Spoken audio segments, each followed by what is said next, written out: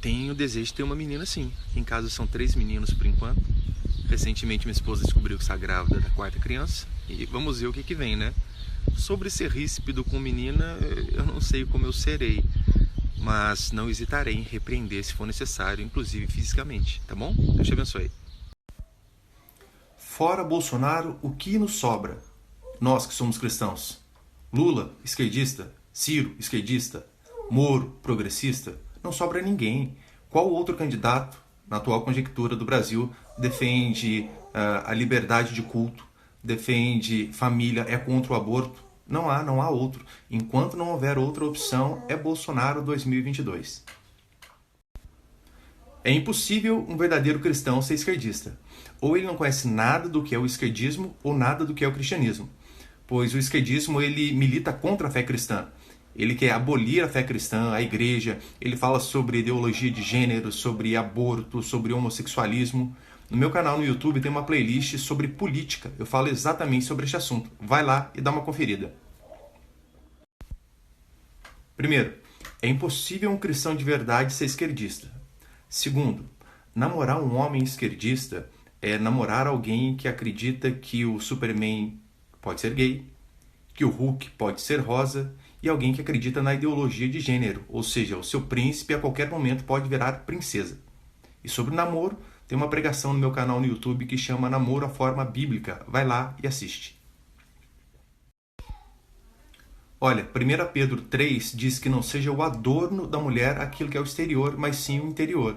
Mas não quer dizer que a mulher não pode se arrumar, desde que não seja como esse filtro mentiroso igual eu estou usando. Mas se arrume, se perfume para o seu marido. Se você não é casada, daí que você tem que fazer isso mesmo, do contrário não vai arrumar marido. Então, desde que se faça de forma decente, com modéstia, não há problema nenhum. A mulher deve se cuidar e o homem também. O que você faz quando você está desanimado com o trabalho? Você deixa de trabalhar? Não, você precisa trabalhar para você se sustentar. O que você faz quando você está desanimado da medicina?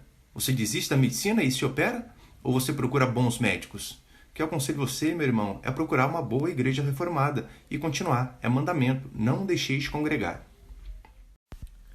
O indício de que você não é salva seria se você aceita numa boa conviver com seu pecado de estimação. Daí seria um problema. Agora, se há o reconhecimento do pecado e há o desejo de vencê-lo e você luta constantemente por isso, ainda que tropece, é um sinal de que você é salva e nasceu de novo. Todavia, mesmo sendo salvo, há consequências seríssimas por conta do nosso pecado. Não tenha medo. Aqui em casa mesmo já fomos denunciados e eu compareci ao conselho tutelar por 2 vezes. O que eu fiz? Eu fui munido da lei. E na época ainda era o governo petista, era mais difícil, hoje em dia a lei está mais fácil. Mas acho que não há problema nenhum você comunicar ao seu pastor, avisar ele e principalmente ficar inteirada do assunto. Entra no site da ANED, que é a parte jurídica da educação domiciliar. Lá é um ótimo site. Olha, esse é um tema meio complexo para falar em apenas 15 segundos. Entra lá no meu canal no YouTube, põe na playlist sobre casamento e a segunda pregação, se eu não me engano, é divórcio e segundo casamento, tá bom? Nós acreditamos que não seja errado, até mesmo porque nós cremos no que chamamos de graça comum, que Deus ele dá graça tanto a crentes como a ímpio para compor as coisas, desde que, claro, não seja linguagem vulgar, nem aquelas músicas de sofrência que a gente ouve, falando de princípios de traição, todos contrários à vontade de Deus. Quanto a isso não há problema. No meu canal tem um link, vai lá para você ver um vídeo, o cristão e a música secular, lá eu explico melhor. A pergunta correta seria, por que algumas pessoas sofrem menos do que outras? Todos nós deveríamos sofrer ao máximo. Essa semana, infelizmente, minha esposa perdeu um bebê, uma gestação de 2 meses. Mas eu ainda tenho 3 filhos. Por conta do pecado, teria que perder os 3, inclusive a minha própria vida e a dela. Tem uma pregação no YouTube, a que eu preguei domingo passado, que chama-se As Crises da Fé. Vai lá, dá uma assistida e você vai ver como que Deus vai falar com você. Olha, isso depende muito do que a criança faz. Recentemente eu terminei uma série de sermões sobre educação de filhos e a última pregação eu falo justamente sobre isso, sobre o que a Bíblia diz sobre disciplina física, quando usá-la e quando não usá-la, tá bom? Corre lá pro YouTube, se inscreve no canal e compartilha as mensagens. Olha, eu falo desse assunto porque a Escritura não fala só a respeito do céu.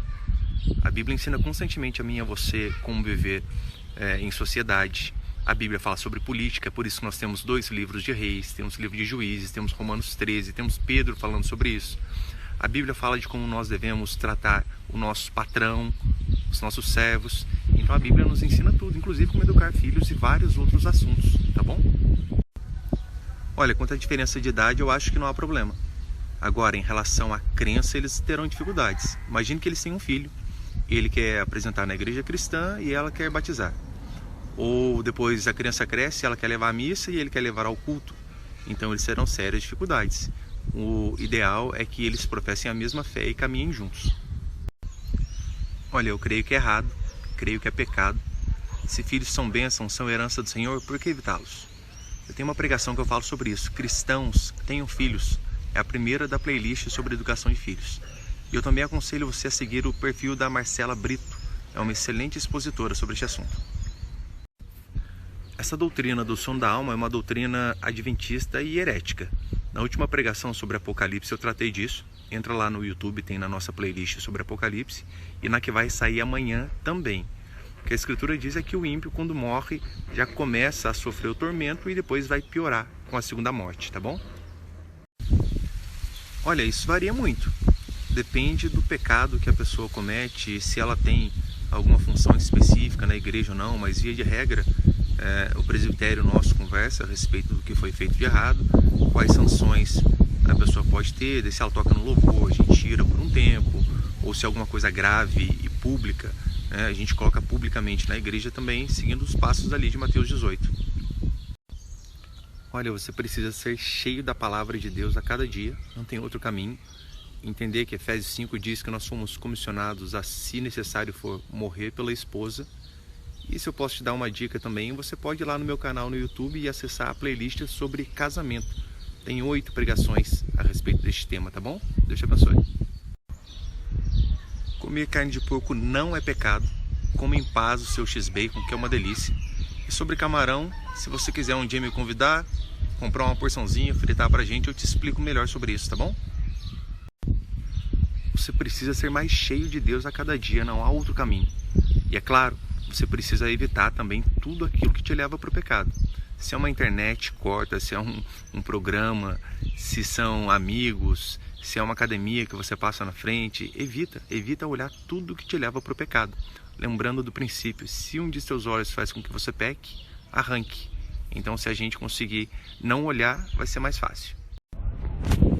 Olha, eu pratico o credo, mas eu não acho heresia quem pratica o credo. Eu também vejo base para os dois, tá bom? Olha, eu não conheço a ponto de emitir um juízo de valor a respeito dele. Tive um pequeno desentendimento em relação a faltar culto, para ir à pizzaria com a família e por aí vai, mas foi apenas isso, tá bom? Olha, eu vou te indicar um programa de TV. Congresso para o Sucesso da Universal. Assiste lá, Universal, Agernor Duque, Valdemiro Santiago, tudo isso aí é heresia moderna. Faz o contrário que você vai estar no caminho certo. Olha, para responder essa pergunta eu vou chamar a ajuda das universitárias. Marcela Brito, Regiane, Jaqueline, me ajudem, por favor. Uma das formas de se protestar não é igual aos terroristas do MST invadindo, quebrando, pichando. É deixando de consumir. Deixa de consumir, eles quebram. Simples. Se relacionar com qualquer pessoa é perigoso, porque todo ser humano foi afetado pelo pecado. Eu, por exemplo, fui uma pessoa mundana e Cristo me aceitou e depois minha esposa também. O que importa é se a pessoa é nova criatura. Se ela é nova criatura, como diz Paulo em 2 Coríntios, as coisas velhas passaram e tudo se fez novo. Mas dá uma conferida lá no YouTube, eu tenho uma pregação específica sobre a forma de namoro cristão. Deus te abençoe. Se rasgar o coração você está se referindo a chorar, ao emocionalismo, eu não faço a mínima ideia. Comigo raramente acontece isso. Eu posso dar uma dica de como ser espiritual. E ser espiritual é orar constantemente, orar todo dia. Porque espiritual não é aquela pessoa que sempre tem vontade de orar, mas é aquela pessoa que sempre ora mesmo sem ter vontade. Faça isso. Querido Mateus, hoje em dia, por conta da banalização dessa questão de profecias, principalmente por conta do pentecostalismo, a tendência é a gente ignorar tudo e excluir tudo. Mas eu creio sim que por vezes Deus levanta homens para falar com a gente de forma particular. Já aconteceu isso comigo E a prova se alguém falou de Deus ou não é Deuteronômio 18:20. Se aquilo que ele disse se cumpriu, vem da parte de Deus. Se não, falou apenas da sua boca para fora, da carne. Tem sim. O próprio Jesus Cristo disse assim: eu não sou desse mundo. E nós também não somos desse mundo. A prova que existe alienígena somos nós, peregrinos nessa terra, mas não é a nossa terra. Deus te abençoe.